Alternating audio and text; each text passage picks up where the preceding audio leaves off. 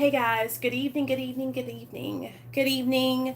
My name is Nicole. Welcome to my channel, Real Talk Recovery, where we talk about recovery from addiction and I share my life with you. Hey Cindy. So I usually don't go live in the evenings. Hey Angel. But I wanted to pop on and just kind of share some experience with you guys and maybe just end this night on a positive note because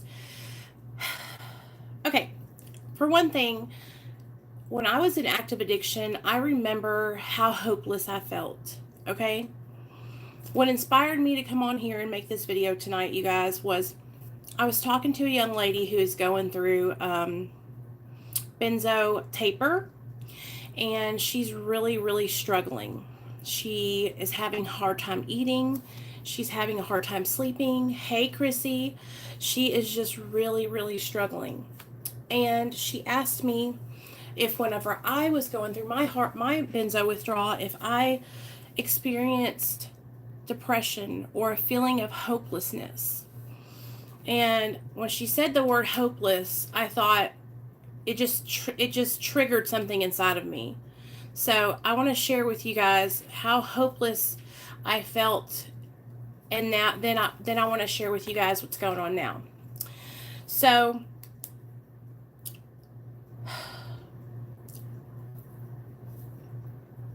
when I was in my active addiction, for a long time, everything was just fun and games, right? When I first started using drugs, it was just to fit in. It was to be cool. It was to hang out with my boyfriend because my boyfriend at the time was smoking pot. Like, it was just a part of trying to fit in, right? Well, once I crossed that imaginary line into addiction, it became so much more than just me trying to fit in. It was something I had to do every day to maintain. And when I crossed that imaginary line into addiction, it was like that's when everything went from, oh, I'm just having a good time, I'm just a party girl, to hopeless, to thinking that I would never be able to get sober. You know what I'm saying? And I know you guys know what I'm talking about. That hopeless feeling like this is going to be my life. Like I'm never going to get out of this, you know? I feel like a whole bunch of us, we have that hopeless feeling, and it's really easy when you get sober to share about like being happy and feeling good, but we forget the people that are still in active addiction who are struggling with that hopelessness. And so I want to relate to those of you that are still struggling with your addictions. I want to relate to you guys and share with you guys that, like, I remember what it was like to be hopeless, to not think that I was ever going to be able to get better. So for a long time, you guys, I would hear people share in meetings, okay? I would hear them share about how they loved their lives and about how recovery had changed them forever, and they were actually working jobs and being like productive members of society. And I would look at them and I would think, that's never going to be me. How am I going to get to that point, you know? You guys, when I was in my active addiction, I was strung out, okay? I was shooting up. I was snorting pills. I was high all day long. I couldn't go a day without using drugs because if I did, I would go into extreme withdrawal and then I couldn't function. So I used drugs every single day to function. Hey, Misty. Hey, Straight Talking. Oh, so listen, and that's what I wanted to tell you guys. So on Saturdays, what I'm going to start doing on Saturdays is we're going to have a benzo withdrawal support group. I've reached out to Krissy and to George from My Benzo Hell because I want you guys to come on and do phone interviews that way, because I know some people don't want to come on and be on camera. But hey, Kristen, do you guys remember how I did the phone interview with my sister? You guys could hear her perfectly. Well, I want to do phone interviews with those of you that are still taking benzos and struggling to get off of them. I want to do phone interviews with those of you who have that are in the middle of a taper.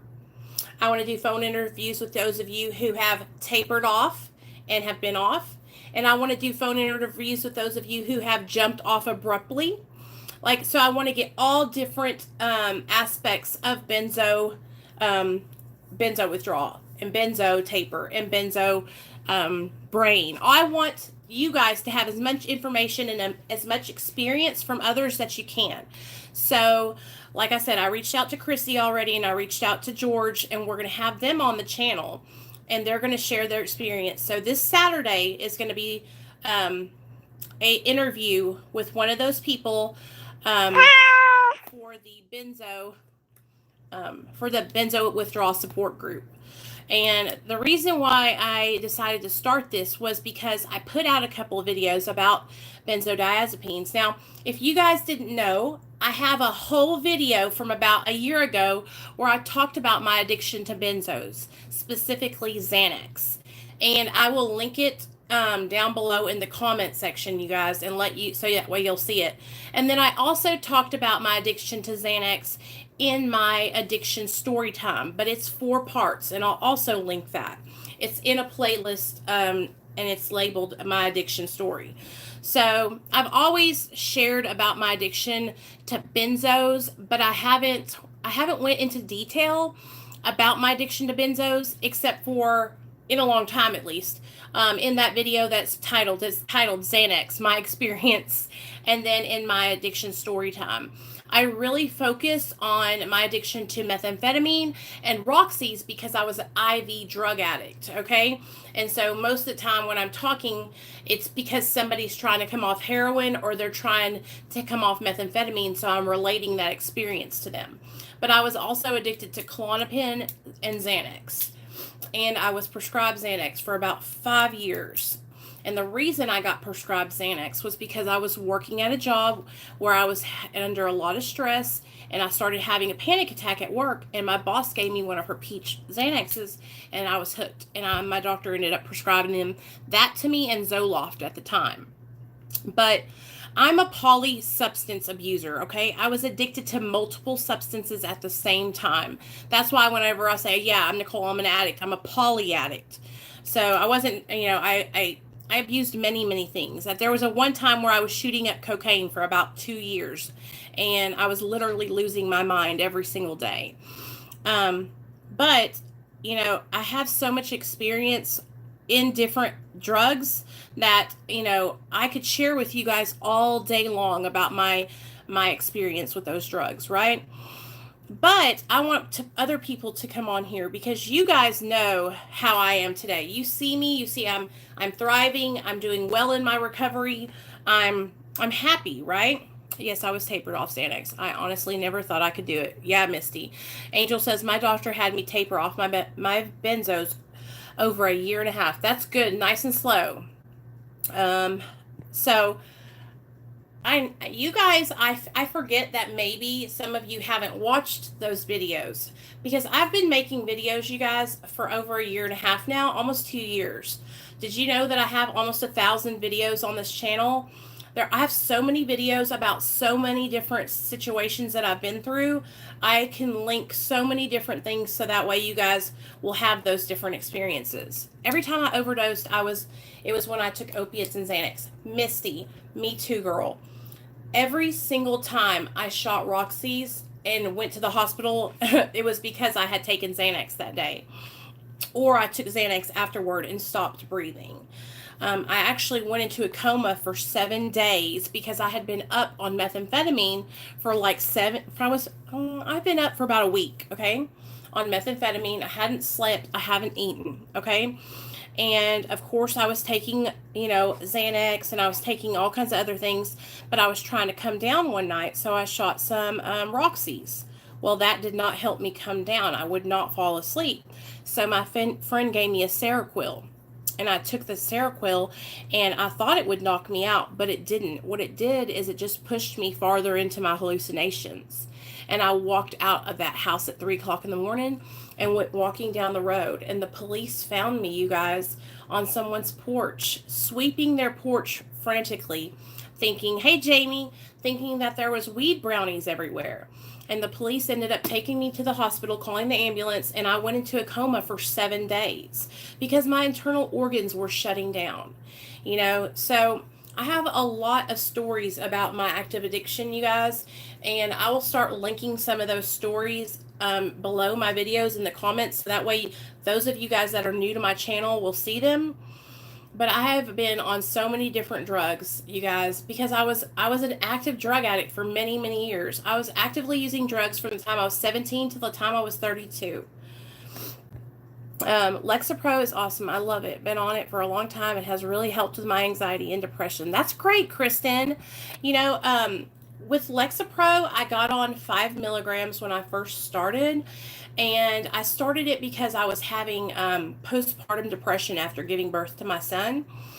And I got from 5 up to 20 milligrams, and I noticed that it had stopped kind of working for me. So my doctor had me taper down to 10 milligrams, and now I'm on 5. And I'm on that and Wellbutrin, 5 milligrams of Lexapro and 100 milligrams of Wellbutrin. And that's really, really been helping me, like, with my anxiety and my depression. But what I was going to talk to you guys about tonight is a lot of what has helped me change my life is changing the way I think. And when I used to hear people talk about this, I would get so annoyed because I would be like, I can't just think about being happy and be happy, right? But that's not what I mean, okay? So hear me out. Hear me out. We all struggle with things, and some of us struggle more than others. I want to give you guys an idea of what I was like before I got sober, okay? So before I got sober, I was extremely afraid of everything. I'm talking to the point where I used to think that people were going to break into my house all the time. I used to have premonitions that my car was going to crash into another car, and I would dream about it and see the license plate, okay? I used to always think that somehow, some way, my family was going to get killed, all right? These were things that I was always afraid of. Okay, even when I was in my active addiction, I was always afraid of something bad happening to someone I loved. All right, I was also very much a skeptic. Like, instead of looking at things like, I'm going to have a great day today, or pessimist, I'm going to go out and conquer the world, I was always in this state of doom and gloom. Like, my life is over. I can't handle this. I might as well not even be alive. Nobody cares about me. I'm never going to amount to anything. And I constantly talked to myself like that. I constantly told myself that I was never going to be anything. I was never going to get out of this addiction and conquer my life and take back control. And I always worried a lot. I worried about everything. I would obsess over things to the point where it would drive me crazy. I would obsess over, not having a house to live in, not having my car, not having gas money, not having everything. And so when I got sober, I brought that same energy into my sobriety. I was always worried. I was, especially because my little boy had been removed from my care. So I was always like crying and depressed and sad. And I didn't know how to change. I didn't know how to get out of that the way I was, because I had been like that all my life. I had always been very afraid. And so when I got sober, I started working with my sponsor, and she started kind of like planting these little seeds inside of me about changing my perception and changing the way I view my life. I used to really focus on, I'm too old. I can't go back to college. I can't change my life. Like, I've already missed out on that, right? And when I was talking to my sponsor, she was teaching me and showing me, like, hey, I'm 60 years old and I've changed my life, because she's old. Okay, I'm 60 years old and I got sober. If I can do it, anyone can do it, And she kind of started planting those little thoughts in my mind that maybe I could do it. Maybe I could take my life back. Well, that still didn't have me convinced, right? So I continued following what she was saying, and I continued staying sober. And the longer I stayed sober, the more I started thinking, maybe I can do this, right? And then I started reading about mindfulness and about meditation and about focusing on, positive thinking and putting out into the world what you want back in your own life. And I had a spiritual awakening through working the 12 steps with my sponsor. And That spiritual awakening, I'm not talking like I'm not talking like God came into me and I had the Holy Ghost, nothing like that. I'm talking like my whole mind, everything about me changed to the opposite. And I went from being extremely afraid, extremely worrisome, extremely negative to, hey, wait a second. I can do this. Wait a second. I'm worth this. Wait a second. I love my life. I want to make something better of my life, right? And so I really started focusing on changing my thinking to positive thoughts. Okay, even if it was something as simple as, let me think, like simple things like,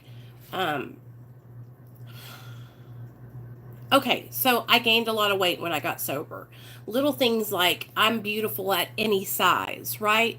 Just because I've gained weight doesn't mean I'm not worthy anymore.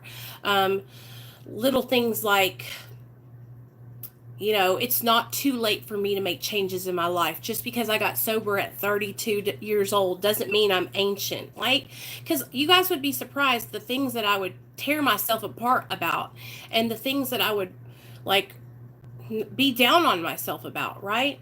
And then I also started learning about how putting negative energy and hating on other people and being ugly to others, it takes a lot of energy out of me. If I'm going around and I'm hating a person or hyper focused on someone, that's why I don't watch people I don't like, or I don't hang out with people that I don't really get along with.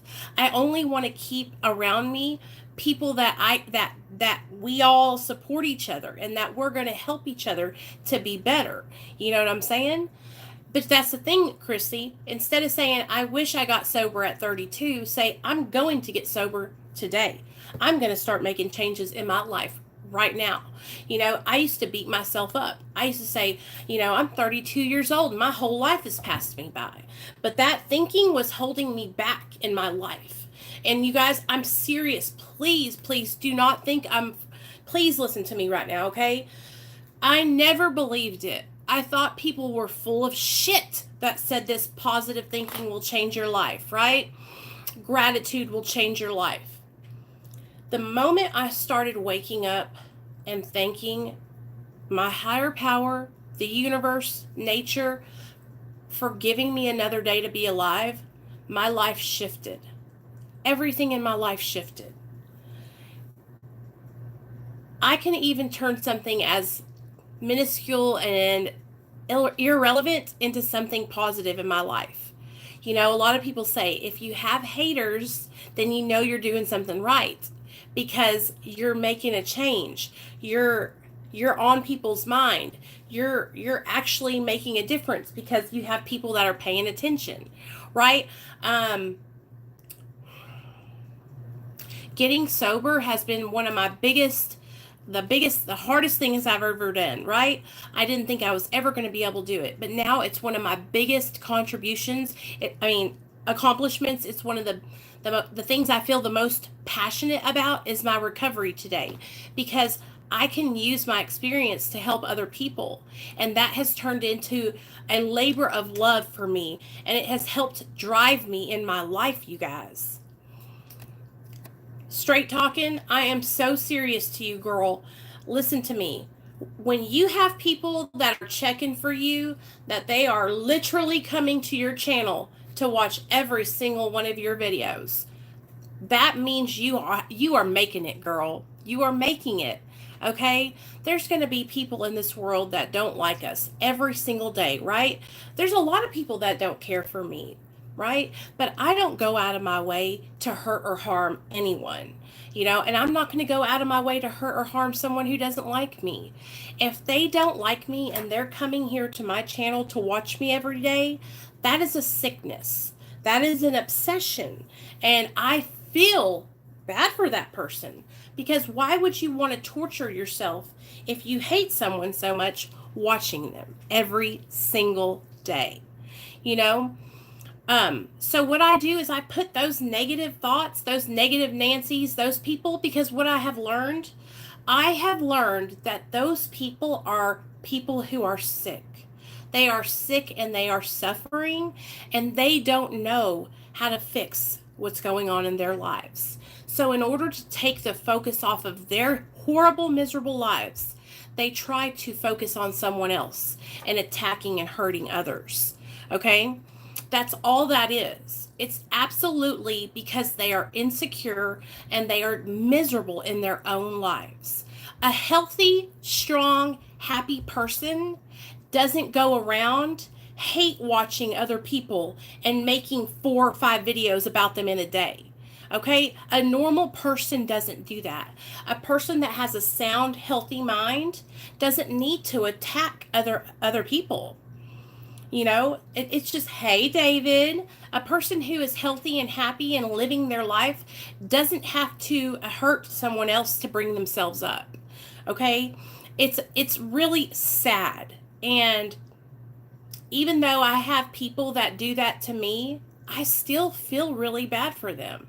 You know, I really, really do. Because what I'm starting to realize is that it's a mental illness. That person is really mentally ill and they need help. And so I am going to continue to pray for that person, to pray that they find the help that they need and they find peace in their life. Because this is the thing, just what I was talking about, positivity and gratitude in your life. When you are pushing negative onto someone else, you're like, I can't stand you. You're such a bitch. You're so nasty. You're a fraud. You're a fake. You're ugly. You're fake. And you're constantly just berating that person with negativity. Guess what you're doing? You're focusing all that negativity in your life. And so all you're doing is recycling that negativity right back onto you. Because what you put out into the world is going to come right back to you. If you put out help, happiness, unity, support, love, tolerance, non-judgment, guess what? That's what you're going to get back in your life. Here on Real Talk Recovery, you guys, I'm going to tell you something right now. It was rocky at the beginning. Hey, Dr. B. It was really rocky at the beginning when I first started my channel, you guys, because I was getting all this getting all this back. Because when I first started my channel, I was extremely aggressive and I was very passionate about what I was talking about. But the way I delivered my message was not in a way that people could understand, and they weren't receiving my message. So I took feedback and criticism from the people that loved and cared about me, and I changed the way I delivered the message that I was trying to deliver. And since I started changing that message, and I've delivered it in a way where people can understand, where people can relate, and I got on the level, because I'm no better than anybody else. I'm the same as you guys. We're all on the same level. Even Dr. B is on our level. We're all human beings. There's no person that's up here and we're down here. We're all on the same level, you know, and we can help each other no matter what our situations are. You know, we're all in this together. So when I started delivering my message as if I was on the same level instead of barking it at people and trying to push it down their throats, I'm going to tell you what, you guys, the unity, the community, the fellowship, hey Melissa, that I have gotten from you guys, from Real Talk Recovery family, has been overwhelming. I can't even explain to you guys how much it has changed my life. And that's because I changed myself, because I was going about things in the wrong way. And now, since I've changed that, I have the most supportive, amazing community on YouTube. Every person that's new to our channel that comes over here and hangs out with us in the comment section, they always comment, wow, this chat is so supportive. Wow, these people are so kind. Yeah, because you know what? The person who leads the group is a direct reflection of what the group is going to be like, right? And so we could all, if I'm going to be ugly and negative and, you know, talk about other people and hurt other people, then that's what my fellowship is going to do. That's what that community is going to do. You know what I mean? So I had to start learning, like, I have to lead by example. And since I've started to do that, you guys, the last 6 months have been so great here on this channel. And that's what I wanted to talk to you guys about, like changing the way I thought and the way I do things on my channel has changed my life forever. Okay, it has improved the way my life is going in my recovery, right? Because I used to focus so much on everything falling apart, on being worried, on thinking I wasn't going to achieve anything, on thinking I was never going to get sober, on saying that I'm just an addict. I'm not important. Well, you know what? That's wrong. I'm an addict in recovery. I'm a grateful recovering addict. Okay, I will always be an addict. Okay, but today I'm a recovering addict, and I don't have to use that term addict like it's something bad. Today I'm a recovering addict, and I have experience, and I can spread those experiences to help other people and to lift other people up. I don't have to come on here and make fun of people or attack people or, push them down to lift me up. I don't want to be that person, and I don't want the people who follow me here to feel like that about anyone. I want to encourage you guys to, when someone is doing that to you or someone's trying to hurt you or attack you, I want you guys to turn and look away, okay? Because that person, you're not for that person, and you don't have to put up with that. When someone's trying to attack you or hurt you, you just turn and walk the other way. Because today, we have to be better than that. I have to treat those people who are acting like that like they're sick, because that's exactly what they are. And it talks about that in the big book of Alcoholics Anonymous. When people are coming at you and they're trying to tear you down and they're trying to attack you, when an active drug addict is coming to you and saying, hey man, come over here, let's get high together, and you're like so offended that they would do that, remember, they're sick. They're still struggling. They're in their addiction. That's not the person that you used to know. And so we have to turn and say, you know what, they're sick. I'm going to continue to pray for that person, and hopefully they'll come around. I just want to encourage you guys to not ever let anybody, first of all, let anyone's negative talk to you hurt you or bring you down, because there are going to always be people who are not going to agree with what you say, or they're going to try and find fault in everything you do. Believe me, I know. I have one person who is dedicated to finding fault in everything I say here on my channel. But I know in my heart of hearts, I know that what I'm doing here on my channel is the right thing. I know what I'm doing is right for me and right for my Real Talk Recovery family, and if it's not right for you, that's okay. You don't have to be a part of Real Talk Recovery, and that's the beauty about YouTube, is that if you don't agree with my message or you don't enjoy being here on this channel, you don't have to watch it. You don't have to subscribe to it, We can make our own decisions today. Exactly, Krissy. And I'm my own worst enemy. I'm the one who's going to tear me down the most. And so I'm not going to let anyone else's opinion of me affect me. I can do that. I can do bad all by myself. Y'all know that saying? I can do bad all by myself. I don't need anyone else to do it for me. So, what I wanted to do before we go to bed tonight, because I know you guys love when I share these stories with you from the back of the book. So we're going to read one before we go to bed tonight. Okay? So this story is from the back of the Narcotics Anonymous book, and it is on page 378. Are y'all ready? All right, let's do this. So, story time. Okay, so this is titled, it says, Speaking Up. This member from Ireland grew up quiet and withdrawn, but recovery helped him overcome his fear of speaking in public to find his voice in himself. So this is a guy about a guy from Ireland. I was a quiet kid. Being quiet worked for me. When things got difficult, I found that an impenetrable silence was usually my best defense. I have a photograph of myself aged about 10, which shows a very solemn boy gazing up at the camera. It reminds me what it was like growing up in the kind of home where it was often wiser to keep to myself. Even at that age, I constantly sought an escape and spent much of my time lost in reading. The times I pulled my head out of a book long enough to speak up, my fears were only reinforced. At the age of 11, I was chosen to do a reading at the service where I'd be confirmed in the Catholic Church. My family were all there, as well as the local archbishop. Although I wasn't overburdened with faith, I knew this was important and really didn't want to mess it up.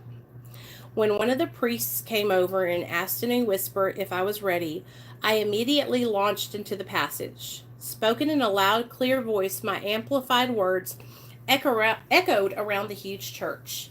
When the reading was finished, I sensed something was wrong and looked up to find the archbishop staring at me over his glasses. I felt a sudden stab of shame as I realized I had been supposed to wait for him to speak first. It was one of those moments that seemed to go on forever. As they began the ceremony in earnest, I felt very small and very wrong, and I hated it. This helped instill me in a dread of speaking in public. Later on in life, I found out that many people were more afraid of public speaking than they were of death. That made a lot of sense to me. This phobia was only made worse when my hormones kicked in and I suddenly found myself the owner of what was, for a 13-year-old, a remarkably deep baritone voice. I was very self-conscious about the subsonic rumble that came out every time I opened my mouth and the effect it had on people when they first heard it. I also started using around this time. All the reading had paid off. I'd done lots of research into the different kinds of drugs, and I was already looking forward to working my way through the menu. I told myself as long as I didn't cross the line by taking one particular drug, I'd be fine.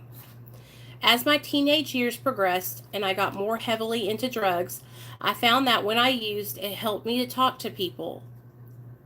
I can relate. Of course, when I say people, I really mean girls. When I wasn't using, I would fall back into a rigid silence.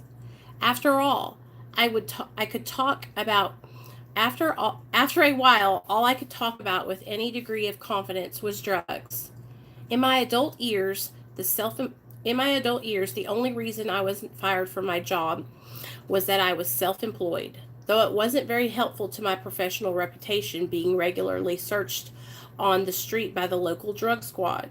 I could only put so much of my unmanageability behavior down to my artistic temperament.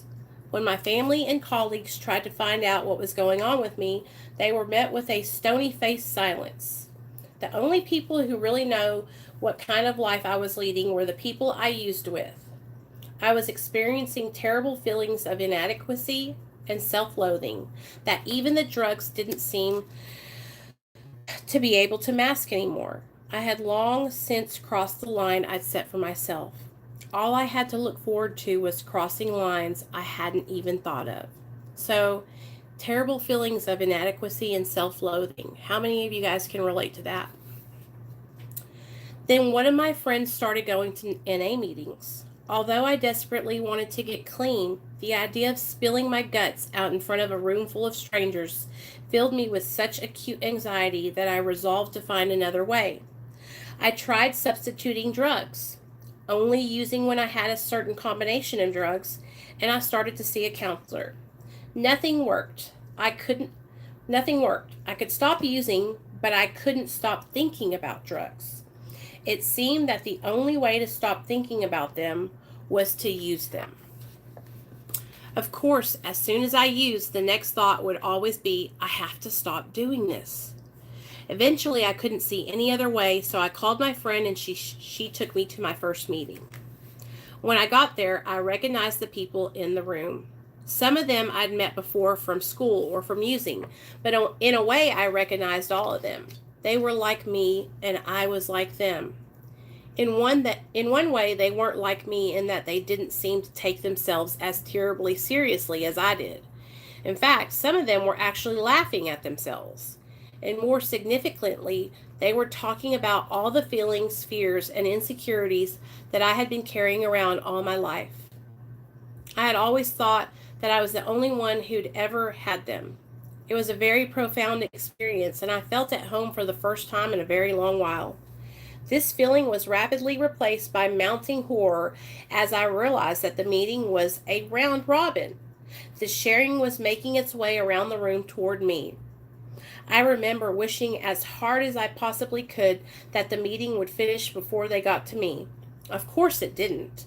So, out of politeness, I said my name, that I was an addict, and that I really didn't like talking about myself. That's all I could say at my first NA meeting. Even though I felt that I was only calling myself an addict to fit in, when I said the words, something shifted in me. I didn't know it at the time, but I had just started working the first step. Now I would love to say that as soon as I started to experience the love and acceptance that came to me from those people in the rooms, it immediately took away fear of speaking publicly, but it didn't. I had to overcome something in me in order to be able to share. If anything, once I realized that what I needed to talk about was myself, sharing in meetings became even more difficult because I hated not knowing what I was talking about. Around that time, it also became apparent that for me, sharing was comparing. I was surrounded by people who seemed so much more clever, more articulate, and funnier than me. Every time I opened my mouth, I struggled to speak through an avalanche of not good enough thoughts. Obviously, a lot of these thoughts were reflected in what I was sharing. There was more than a little of beating myself up coming from my corner of the room. It seemed that when I shared, what popped up to the surface first were all my character defects, to the point that I sometimes thought they were all that I had inside of me. In hindsight, I can see that this was a pretty useful process, though it wasn't too comfortable at the time. As well as my voice, my accent marked me out as someone from a different part of town from many of the people in the meetings. At first, I was tempted to adjust my accent to fit in better, but even then, I could see that this was just another way of not feeling good enough. For the longest time, I was unmerciful with myself when I shared, obsessing about what different people in the room could be thinking about what I had said.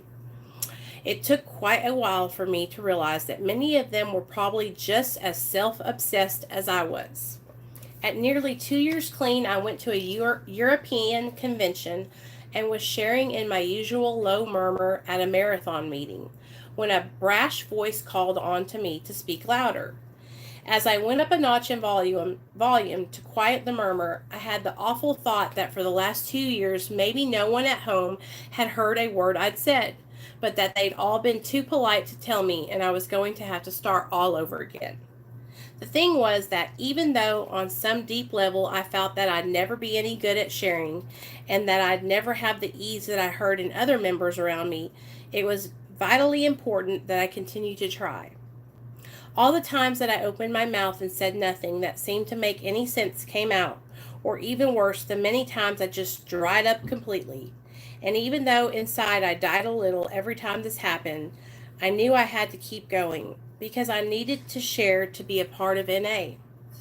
Deep down, I knew I needed to be a part of NA if I was going to survive.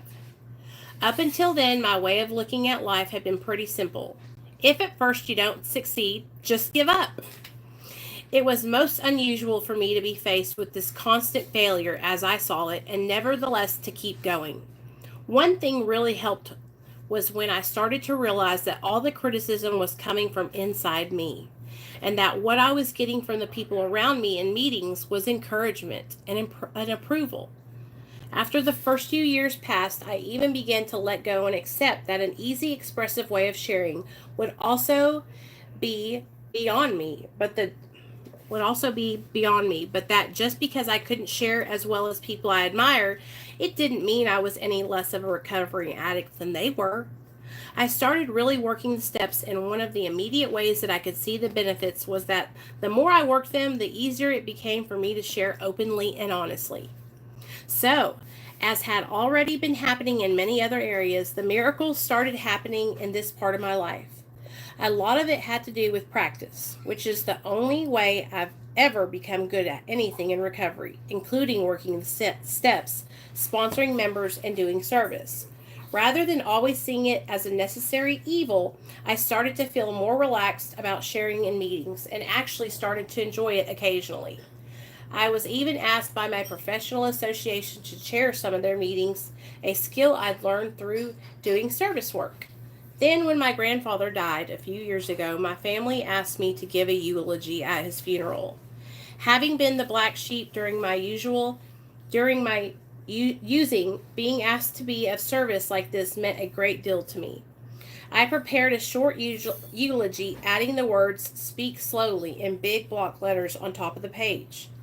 As I walked up to the pulpit, I prayed for the ability to do what I needed to do.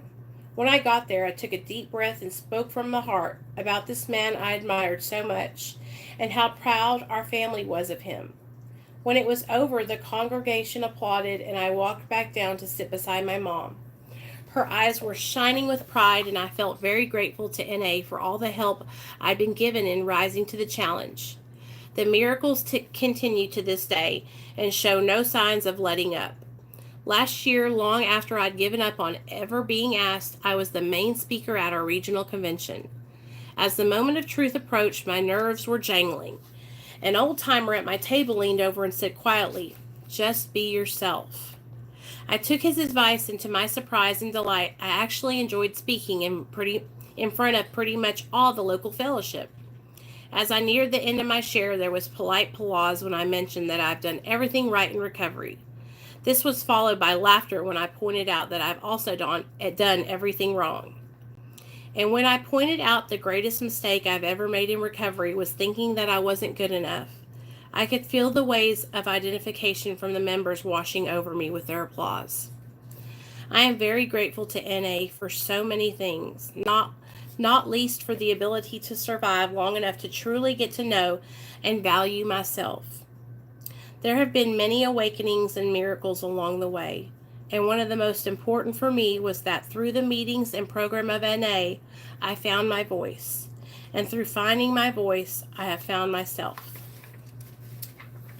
The end. So, isn't that crazy how, and I'm sure a lot of you guys could relate, that so many of us feel like we don't add up, like we are not good enough, that we are never going to make it, and that, what did he say here? I think he said,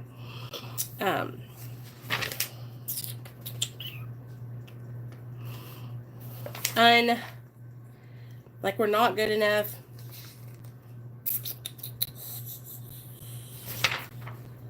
Like we don't fit in, that thing. I was trying to find the word that he used. But anyway, so many of us have those same feelings of inadequacy. And, for the longest time when I would share and stuff, I would be embarrassed. And I still, every time I share in a meeting, I still cry my eyes out. Just like I do when I share here, I cry. Because I don't know what it is, but I just get really emotional when I talk about certain things. But, for the longest time, I thought that nobody cared about what I had to say, and what I had to say didn't matter, and that, I was just wasting people's time, and that I just needed to stop talking. But I'm telling you what, you guys, through staying sober and working my steps and going to meetings and doing these meetings here on my channel, I have learned that so many other people feel the same exact way I did. They feel like they're not good enough, and they feel like they're not going to make it, and that's just not the truth. And today, that I know that that's not true today. And I know that I'm going to make it. And I know that I'm doing the right thing. And I know that I'm going to stay sober. And I know that my experience is helping others. And you guys help me with that every single day. So I just wanted to read this story to you. And if you're struggling finding your voice, just keep pushing forward. That's all I can tell you, is don't ever give up. That recovery is absolutely worth it. And that you're not alone. And that you don't have to struggle alone like this anymore. And I just wanted to do this video and tell you guys that. I'm going to get ready to go to bed, and I will see you guys tomorrow. I'm actually going to be on someone else's channel tomorrow. So I will be over on the sunny side tomorrow at 11 Central.